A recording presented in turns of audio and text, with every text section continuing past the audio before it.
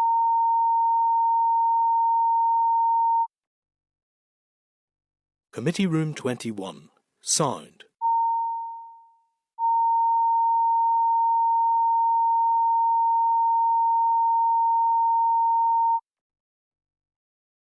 Committee Room 21. Sound.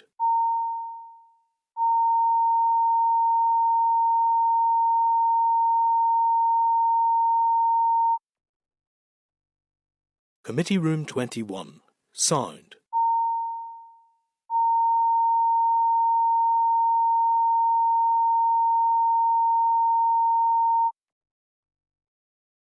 Committee Room 21. Sound.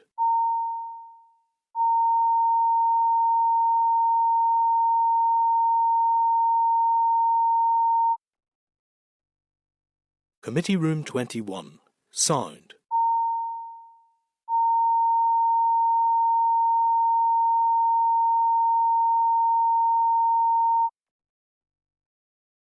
Committee Room 21. Sound.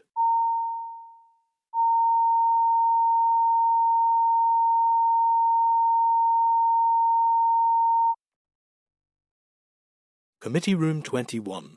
Sound.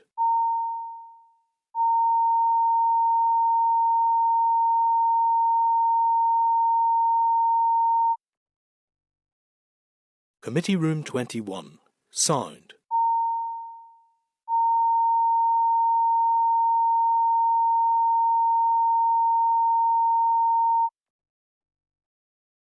Committee Room 21.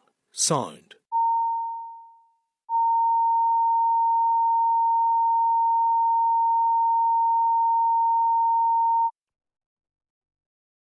Committee Room 21. Sound.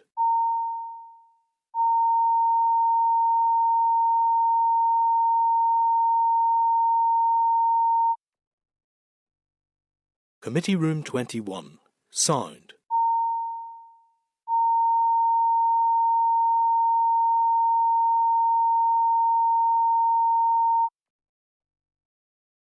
Committee Room 21.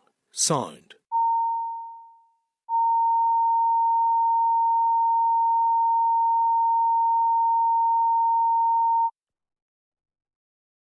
Committee Room 20.